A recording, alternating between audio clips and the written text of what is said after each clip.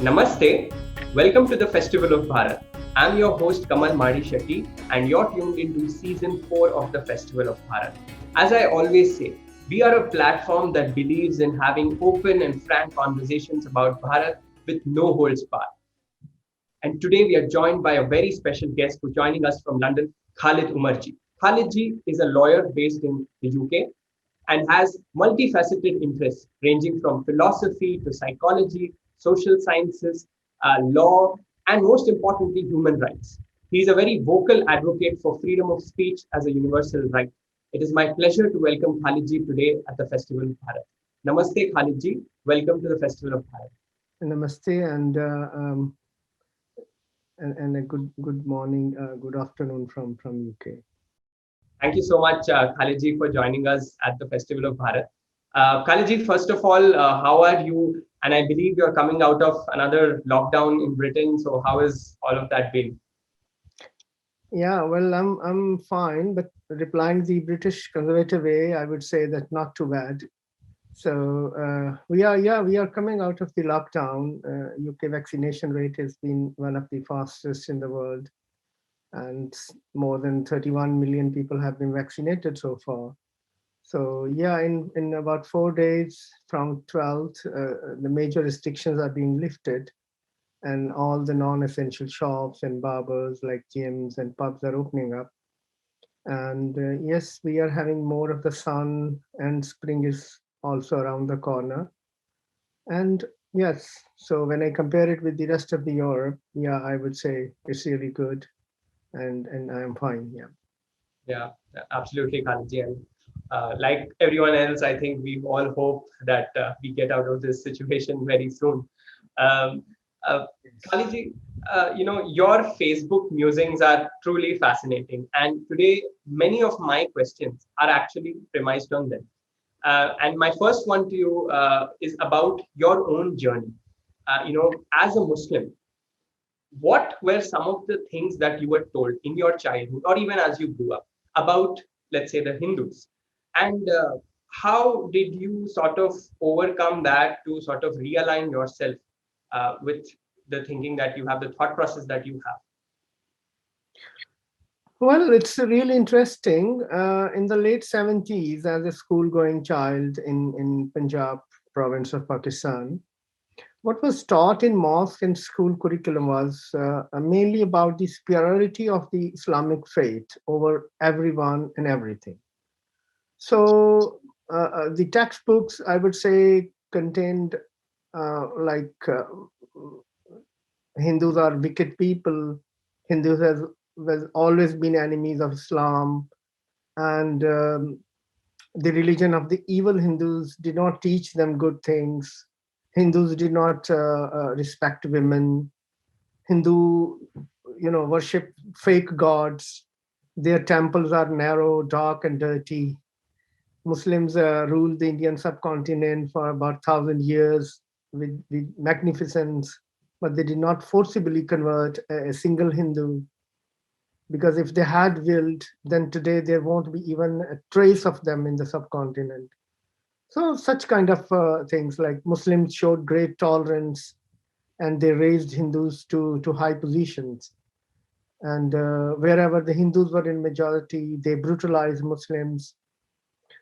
And the sad part is that this exists in today's textbooks as well, with rather more venom. Because after the 70s, when General Zia came in, and then there was a more of Islamization of the country. So every aspect was Islamized. So the frightening and the funny thing to me is that even today, as most of the Pakistanis think, and they perceive and equate, and somehow they understand that these Hindus are the same people, or linked with the same people who were in Mecca during the Prophet Muhammad's time. So that jihadi narrative of animosity against kafirs gets turned towards Hindustan, and it gets kind of a religious and sacred backing. So the fight becomes between a Kafir army versus an Islam's army. So even today, this is the same thing which is being taught is in Islam and Islamic history from mullah military point of view and a jihadi perspective. Luckily, I was born to educated parents, and they were of the generation who had seen and lived and studied with Hindus. So, and I luckily escaped going to any mosque or any mullah or any madrasa. So we escaped all that indoctrination which happens in almost every Muslim home. So that gave me the opportunity to be a free thinker. Absolutely, Khalid. That is very, very fascinating. And it actually leads me to my other question. And if we have to talk about today or even in the past, we see, Khalidji, that Hindus have always gone out of their way to support the rights of our Muslim brothers and sisters. And one wonders why then are Hindus not given the same respect in return? And how do we correct this fundamental disrespect and lack of mutuality, if I can call it that? Well, you said brothers and sisters. Yes, apparently it feels good calling Muslims as brothers and sisters, and ideally it should be in any educated and secular society. The problem is you can't clap with one hand. For a Hindu to call a Muslim a brother, the same sentiment must be reciprocated as well. So there are Indian citizens who are Muslims, who are culturally Muslims. That works fine with them. We have great names in history, in Indian art, culture, music, politics, government, sciences, literature. You can name hundreds of names, almost in every walk of life, who were Muslims, and they were great sons of the Indian soil. But the problem happens when uh, Muslims take their religious teachings of that 14th century, literally applicable today. For a practicing Muslim, uh, the way he has been taught, it was not always there, but now we are talking about the ground reality, the situation now. For a practicing Muslim, a Hindu is not only a kafir, but a mushrik as well, which is according to their interpretation of Islam, is an unpardonable sin. So when I say interpretation, that matters. With the polytheists, a Muslim is not allowed to have any social relationships like marrying, or socializing, eating food together, etc. So, so this way, uh, the way Islam is being interpreted, it cannot be secular, and that's why you, as a Hindu, will never get the same respect in return. Now we are talking about how the situation can be corrected. So I believe it can only come by stopping the radicalization. It is the home where it all starts, then madrasa and schools.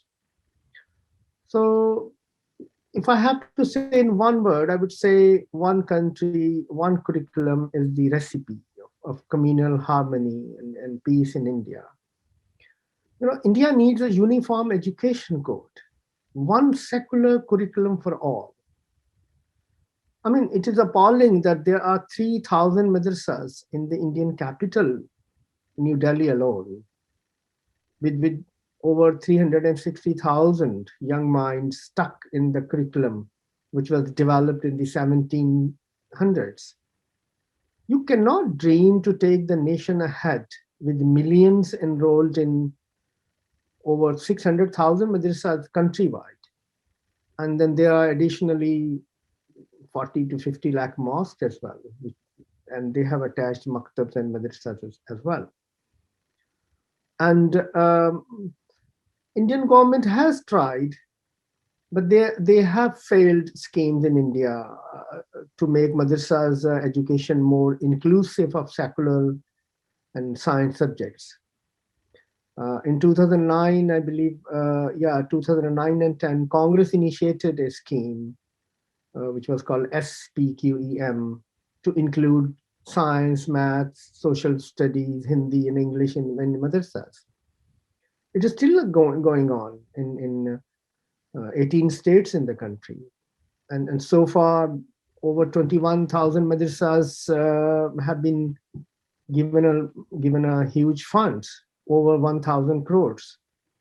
Only in Uttar Pradesh, there are 1.82 million children in 8,584 madrasas, as per your government figures.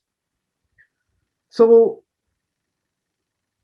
you can't teach science and mathematics and algebra, etc., and then with Islamic scripture, because the core Islamic scripture, as being taught in madrasas, cannot be made secular and humanistic. So I would say this scheme initiated by the Congress is a loss of time and money and must be scrapped. Madrasas cannot be reformed because what they teach as the fundamental teachings and the modern secular education cannot coexist. You just tell me, would the students of the madrasa will trust science, which says that Earth is spherical and revolves around the sun, and or you would believe Quran, the interpretation of Quran, which says that Earth is flat and the sun sets in the murky waters of a lake? How can you teach them harmony and love when they would learn from Quran that all the idol worshippers are consigned to the eternal hellfire? So I would say that if you don't control mullah, mosque, and madrasa, then peace and communal harmony in India will remain a pipe dream. You cannot uh, you have to control the avenues of indoctrination before you can think that in 20 to 30 years things will come to normal settings. Absolutely, Khalidji. I think that is very insightful, and I think it is so important that the root causes are addressed rather than certain superficial or piecemeal True. sort of changes. Thank you for sharing that. Um, Khalidji, it also leads me to some subjects that you have discussed previously, and that is namaz and azan. Now, you once wrote that holding namaz on the street was a form of it's actually a form of flaunting your superiority, be it numerical support, superiority or otherwise, and it's sort of like a warning of sorts for the other communities. It's like a land jihad of sorts. Mhm. Could you please explain the ideological thinking behind this? I mean, what is the psychology? I mean, behind literally blocking public spaces for namaz and also playing azan on loudspeaker, sometimes at very unearthly hours during the day. Well, let me quote Erdogan first, the Turkish prime minister, and a dictator for over 20 years now. Um, he once quoted, and he said, the minarets are bayonets, the mosques are barracks, their domes are helmets, and the believers are soldiers. So this was basically a poem by a Turkish poet, which he read and adopted in around 1999.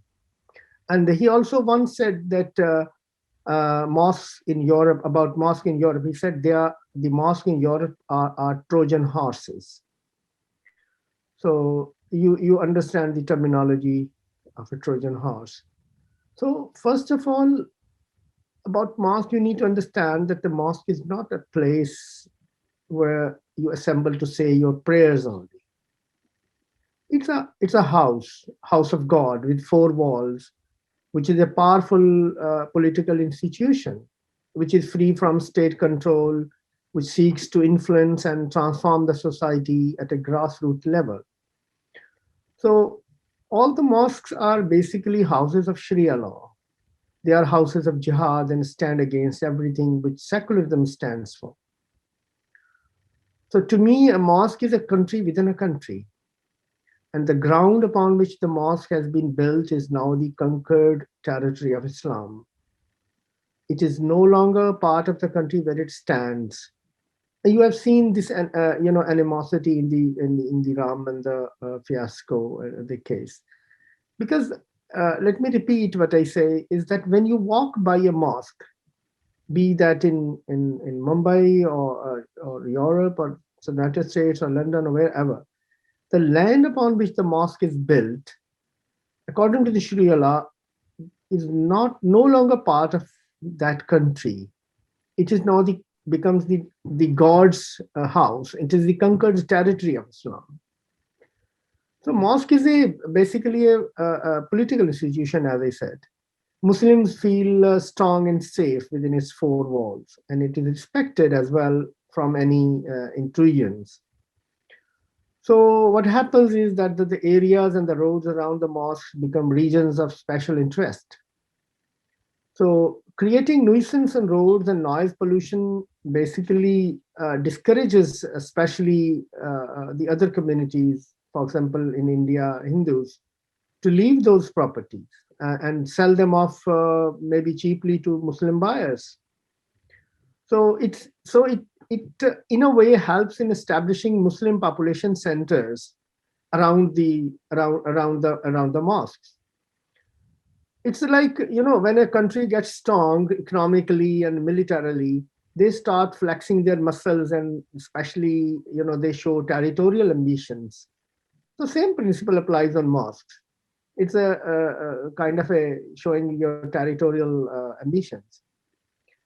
And yeah, azan is proclaimed 5 times a day at quite odd times as well, loud and clear from every minaret of mosque in India, proclaiming that the Muslim God, Allah is the only God and Muhammad is the messenger, and that is the only way of truth and salvation. So we are used to its sounding, every day. I mean, if we taken literally the wording, it may be insulting for some other religions if we think deeply, but that's not the issue at the moment. What I want to discuss is its impact on civic life. So it definitely is an annoyance, and it is an intrusion through sound. And the number of mosques and Muslims have multiplied, so with the living space getting more packed and in the urban centers. So we need to see why it is, if it is necessary today. Yeah, there was a time when you needed someone with a loud voice to sound this alarm, and then came the sound amplification systems, loudspeakers. And yeah, there was a time when you rode on horses and fought with swords. You don't do it any longer. So now, after loudspeakers, you have now much more reliable gadgets available. So if the purpose is to, as a call to prayer, you can have an app on your mobile phone to sound azan right in time, wherever you may be. So, and you have almost everyone will have a wristwatch, if not another watch. So I think that the Muslims community should now look at the alternatives, as the purpose for the azan is a call to prayer, and much more authentic and safe means of call to prayer, which are less intrusive as well, are available to everyone. I don't think that it is going to happen very soon, because this is something, again, the supremacist ideology which we are talking about. It's less to do with the call to prayer. I mean, you may be shocked that here in Britain now, in London and other big cities, certain mosques have been allowed to sound azan through loudspeakers. So it is happening. It started from last Ramadan, and now the Ramadan is again coming. So and they have again permitted them in and to sound the azan through loudspeakers. So it's not about azan. It's about fixation with their traditions, illogical fixation. I mean, if it is not an illogical fixation, there's no logic for a newborn to be sounded azan right in his ears when he or she is born. It happens in even in the Western European hospitals, where if no one else is available, any Muslim doctor or a paramedic will come and volunteer that religious service. I mean, calling a child, newborn child, azan, call for prayer. Does it make any sense? So I would say that, yeah, technology is offering a very simple alternatives to azan, sounding azan on through loudspeakers. It is very important that there should be a debate among the Muslim diaspora, and they should consider it. Because I believe if the change is coming within the community rather than being implemented from the outside through executive orders or through the court orders. So it's best that that change will be permanent, and if it comes from inside, if it's not really implemented on you. Absolutely, Khalidji. I think it is high time that there is some introspection on these issues, and like you said, I mean, it's so important to understand the larger issues associated with it. And thank you for sharing that perspective with us. Um, UK and Europe, if you look at it, if you look at the ordinary people, most people are still fundamentally clueless about Islamic expansionism and all of the things that happen behind the scenes in a way to expand their influence. So, could you please explain the tactics of these expansionary activities and how should the UK and Europe deal with this? Well, the main tactic of expansion is obviously population explosion, which is coming through asylum, immigration, and then procreation. After immigration and asylum, then starts procreation. Now, I have seldom seen any Iraqi or Pakistani or Bangladeshi British marrying an ethnic boy or a girl. They invariably marry in their home country and bring in their cousins or near relatives. So for UK, there were 180,000 visas granted for all the family reasons in the year ending September 19, which was 23% more than in the previous years. And 20,000 were granted asylum in the UK figures. So you can imagine that the asylum system is only costing UK over 1.8 billion pounds a year, taxpayers' money. And there were more than 30,000 attempts to enter UK illegally in 2019 alone by all young adult and healthy males, as I said. So if I give you the example of the UK, which the system I'm very familiar, once you make an application for asylum, then you are in for a long wait, at least a year at best. So at the moment, more than 100,000 cases are waiting for vetting. So even if you fail in your asylum claim, still it would be almost impossible to make you leave the country. Either your home country will not receive you, or there will be so many other reasons, like you have already formed a family, or have a girlfriend or boyfriend and living here and have a child, and etc. And then once you become illegal, then you will marry a girl in your home country, and then the cycle of growth will kickstart. So in all the Western European countries, uh, the population growth is made possible due to net migration. The natural population growth has been rather in the negative. I mean, Germany has got 10.4 million non-nationals, non-EUs living in Germany. Spain, France, Italy each have about 5 million people. So 71% of the non-nationals live in these four countries. So this is how the is the tactic to what we call through asylum, immigration, and procreation, that the net population is increasing, and mostly they belong to a certain religion. Absolutely, Khalidji. And because you're talking about the UK, two very well-known examples of creeping expansionism in the UK are Luton and Tower Hamlets. Could you please explain to us what exactly happened in these two areas? I mean, historically and even now.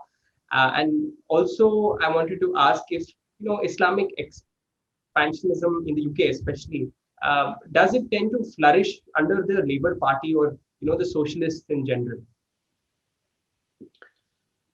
Well, Tar Hamlets is a predominantly Bengali origin at the moment, and it is the London's most Muslim borough, followed by Newham, Redbridge, and Waltham Forest. They are around.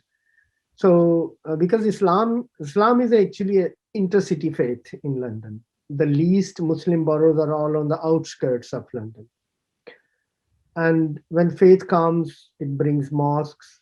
So this area we are talking about has got more than 40 mosques and Islamic centers, including the East London Mosque, which is Britain's biggest mosque, and we've been allowed to sound azan through the loudspeakers as well. So the history is that historically this is the east end of London. That was used to be a poor area with villages around the city walls and surrounded by farmlands, marshes, small communities around the river, which were because the Thames has got shipping, and so the Royal Navy needed people to work on the ships. So this was throughout the 17th to the 20th century. So the British East India Company employed thousands of South Asian sailors and workers on their ships, and who were mostly Silheti Muslim from Bengal and Punjabi Sikhs to working on these British ships.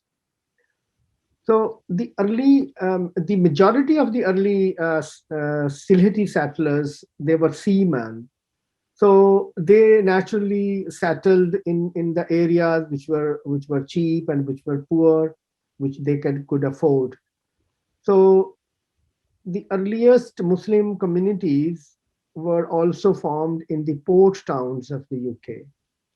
Say the Navy's headquarters is in Portsmouth, you will find a huge Bengali diaspora here. So naval cooks and waiters also came. So then when they retired from the ships, so they stayed closer to where the ships used to land, and they started their Indian food restaurants. And so it spread so much that the majority of the Indian restaurants in the UK today are owned by Silheti Bengali, Muslims. And Silheti has been working in London restaurants at least, in the 19th century.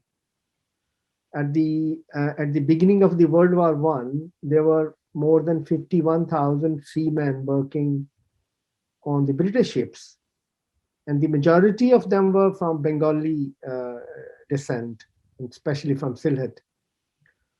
So this is how the East End got an abundance of semi-skilled and skilled, unskilled labor to low wages and poor conditions throughout the West End. So then the situation was so bad. This brought the attention of the social reformers during the mid 18th century, and then unions got formed because they were workers. And Labor Party is basically a assembly of the unions, labor unions. So that's how the labor got strong in these areas. And then you know this is totally labor areas. I mean, out of the 44 I mean, out of the 45 councillors, 42 are labor, only 2 are conservative. So London is basically overall is a labor area, Labour Party's area. Right. Um, I want to shift subject slightly, Khalidji, and go back to some of the previous discussion that we were having. And in that context, you had mentioned sometime about certain things being haram, and so I wanted to just ask you, what is the concept of this? We see that in India sometimes even greeting someone on Diwali or Christmas, or touching an elder's feet, or even I think showing skin in a cartoon, as once you had pointed out, uh, it could all be considered haram. So, could you explain this concept? What does it mean? And also, the other concept of halal. Well, halal literally refers to anything that is considered permissible and lawful under the religion. And while haram is opposite to that, refers to everything which is forbidden and punishable according to the Islamic law. I mean, mostly we understand halal, that halal is associated with the word halal is understood to be associated with a variety of food which is allowed or which is not allowed on Islamic law. But the concept of halal actually covers much broader meanings, including your behavior, action, your speech, the way you talk, your attitude, your clothing, your cosmetics, medicine, even in banking, finance, hospitality, dating, etc. There are Muslim, especially halal dating sites even in the UK. I mean, Islam regulates every aspect of a Muslim's life. So you have to lead your life according within a very narrow constraints of what is allowed and what is not allowed. So the halal haram dichotomy almost always applies to everything, and the Muslims make sure that they understand what is halal and what is haram, because saying or doing anything halal will lead them to paradise and haram will take them to hell. So it's that fear that maintains that obedience to be according to halal and haram, because everything is looked from a very narrow angle, including the touching the feet, which may be seen by some hardliners as doing sajda, which is not allowed, to any humans according to the Islamic interpretation of faith. So, and say same thing, Diwali and all that, because socialization is something which is not permitted with polytheists, then obviously all your traditions and all your festivals fall into the same category of, I mean, haram, I would say. Very, very fascinating, Khalidji, and I think that explains why there are so many. The list of things that are considered haram is really long, and Yeah. Khalidji, you have pointed out in the past that Muslims in India are actually better off under Prime Minister Modi and the Hindutva forces. Why do you say that? And you've also talked about Hindu Rashtra. So can you please share some light on that? Well, I sincerely believe that the Indian Muslims need secularism, and a true kind of a secularism, not appeasement policies. And Modi's government has truly been secular, at least so far. And Muslims need to be secular. That is, if the country and they have to progress. If Muslims were secular, they would not be fighting with every other faith in all over the world. It's not only about India. Right. They fight with not with other faiths, but also among their own sects in their own nations. So in India, under Modi ji's governments, they may taste the real secularism now, I believe. The changes which are happened under the Modi government, they did not see much hostility compared to what would have been anticipated, given the past attitude of the Muslims. So we have seen incidents across the world. So the government has not done anything offensive to Muslims. Rather, they have shown brotherhood in all possible manners, be giving it acres of land to the loss of the Ram and the case recently, or selecting Padma Shri awardees from the deserving ones. So what I see is that the religion of the land of this 5,000 years or more old has been Hinduism. The Muslims have 53 countries where they are in majority, whereas 95% of the world's Hindus live in one country, that is India. So Hindus have a right to have their own country, or their own secular democratic Hindu Rashtra. I mean, many people doesn't know that England, I mean, UK has got four countries. So England is the major constituent country, and England is a officially Christian country. So if England as a officially Christian country can be a secular democracy, then why can't India be a Hindu Rashtra and a secular democratic country as well? So this is a simple demand, and I think it's justified. It should not be taken by Muslims as a scope to play victim card unnecessarily. I think if one more decade of current kind of a governance continues, it will set the things right as it should be.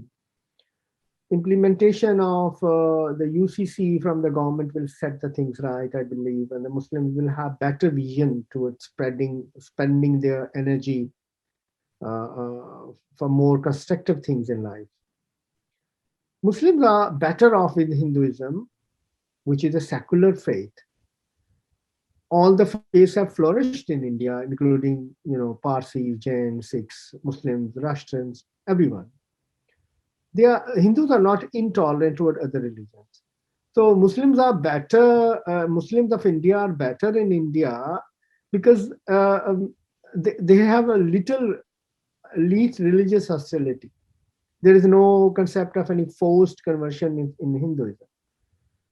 So Modi ji's secular governance is something that which the Muslims of India really need, and it is in their total favor, I believe.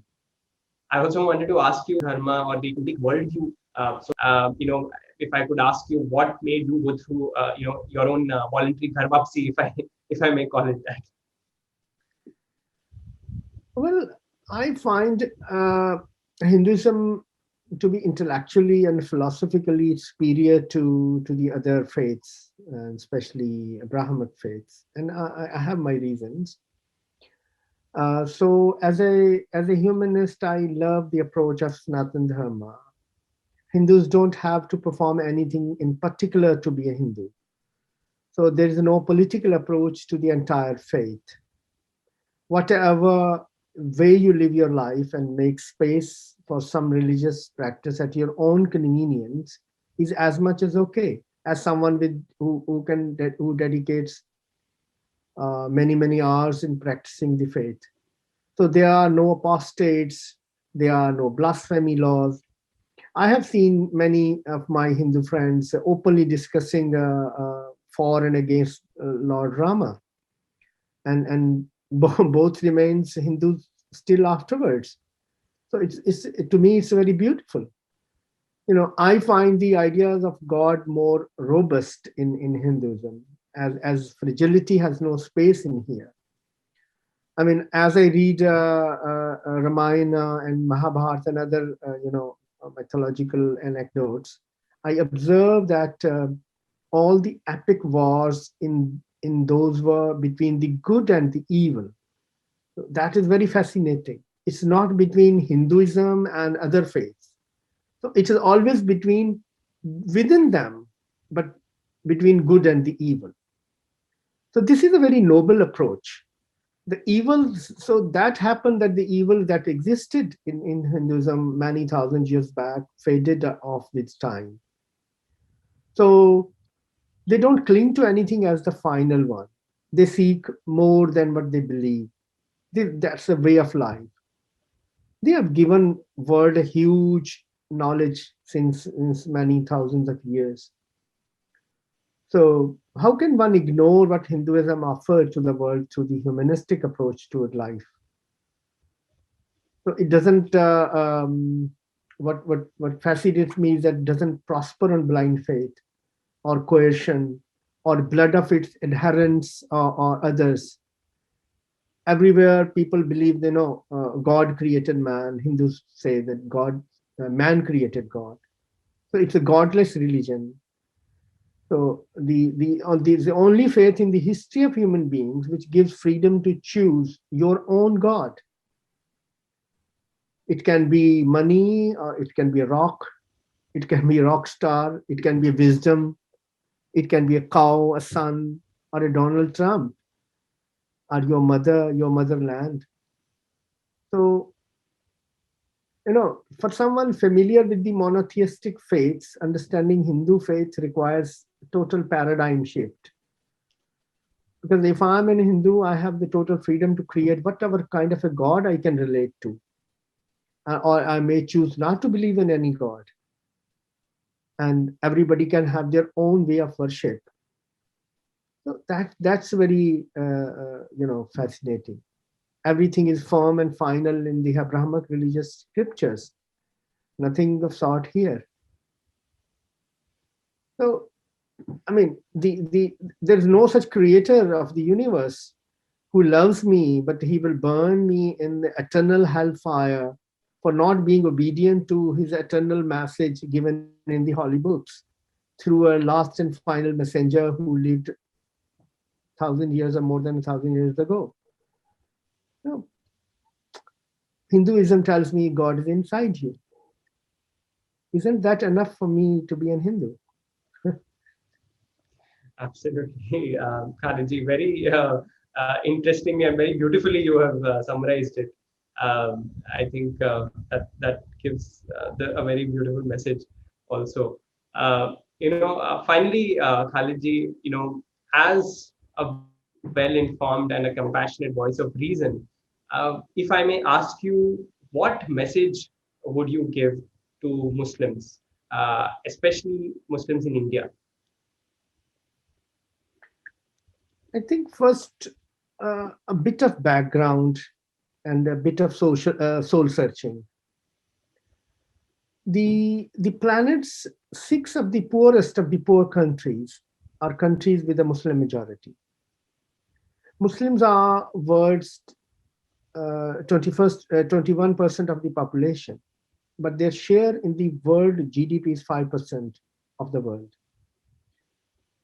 So situation of Muslims in India is not different, in terms of GDP and 57 majority countries, Muslim majority countries have just less than 600 universities, I think 517 or. And for 1.4 billion people in India has got 8,407 universities. So from within the 1.4 billion Muslims, Abdul Salam and Ahmad Zawel were the only two Muslims who won a Nobel Prize in physics and chemistry, and both studied overseas, one in Italy in the UK and the other in the USA. I mean, over the past 105 years, 1.4 billion Muslims have produced just 8 Nobel laureates, and Jews are just 14 million, and they have produced 167 Nobel laureates. The questions which the Muslims need to ask is why. And I would think because 60% of the world Muslims cannot read and write. That's where the problem lies. So illiterates are subject to manipulation by the philosophy of ignorance and hatred. So what happens in those societies? Muslim societies religiously shun secularism. Scientific thought is superseded by dogma. Freedom of expression is just slaughtered at the altar of Holy Scripture, and any inquiry is culled by indoctrination. But my brothers, Muslims, brothers and sisters need to understand that it wasn't always like that in the Muslim societies. There is a period in Islamic history which is called the Golden Age of Islam, which was from 8th century to the 13th century until Mongols decimated it, during which most of the historically Islamic world was ruled by various caliphates, and science and economic development and cultural work flourished. That was the age when the Arab scholars saved old classical works by translating them into other languages. These Arabs assimilated scientific knowledge of the civilizations they had overrun, including ancient Greek, Roman, Persian, Chinese, Indian, Egyptian. The scientists advanced field of algebra, calculus, geometry, chemistry, biology, medicine, astronomy. Art forms flourished during those golden age, including ceramics, metalwork, textiles, woodwork, calligraphy, etc. That is, and they had a huge line of great philosophers and scientists, which are still relished by their knowledge is relished by the West so far still. That is what we need to do it now, today. It is education, secularism, no blind faith, think and questioning and inquiry. So if that is something needed. I mean, when I was 10 years old, my father gave me a book which was a kind of an easy reader of Quran, which was in English and Urdu. So that contained lessons for how these Muslim scientists, artists, astronomers, philosophers understood the message of Quran. So, and there were I have derived like 10 points which were derived from Quran, and that is my message to the Indian Muslims, brothers and sisters. And this can be taken as a secular message, this can be taken as a religious message or whatever, but is that first think and question. Whatever you hear, think and question. No God is going to punish you if you seek an answer. Don't support anything which curtails life. Don't believe in anything unless you understand it, even not God.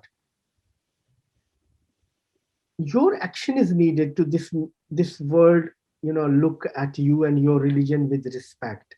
It is the Muslim's responsibility to act.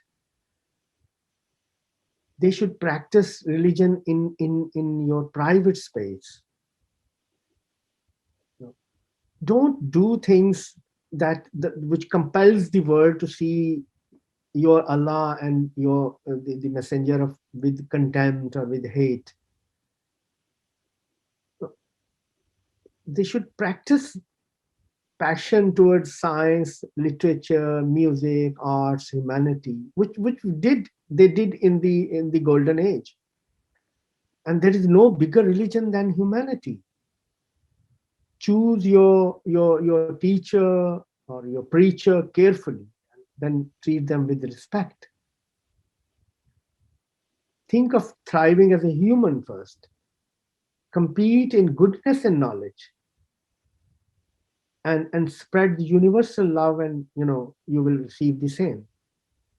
That's the fundamental things which are which are actually for everyone, be that a Hindu, a Muslim, a Christian. These are the things which if they go back to their own book with a different mindset, they will find it, that this is what was picked up by those people, but those of their ancestors, and they become the golden age for more than 6 centuries, for 600 years.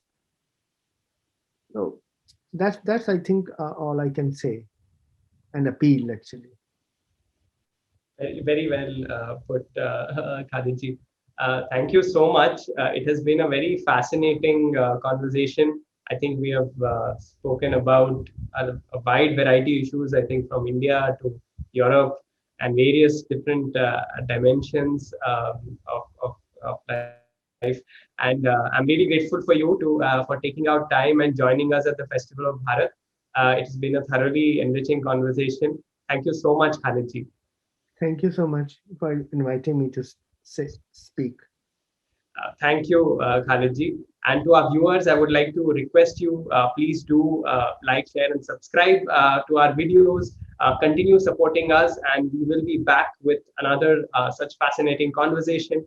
Until then, please take care. Namaste.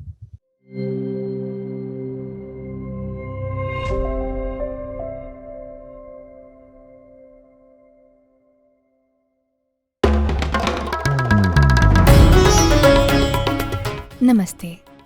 We hope you enjoyed this Citti Media content. Please remember to subscribe to us and switch on the notifications for this channel. For our other social media links, more content, and to support our work, please visit citti.net. Dhanyavad. Namaskar.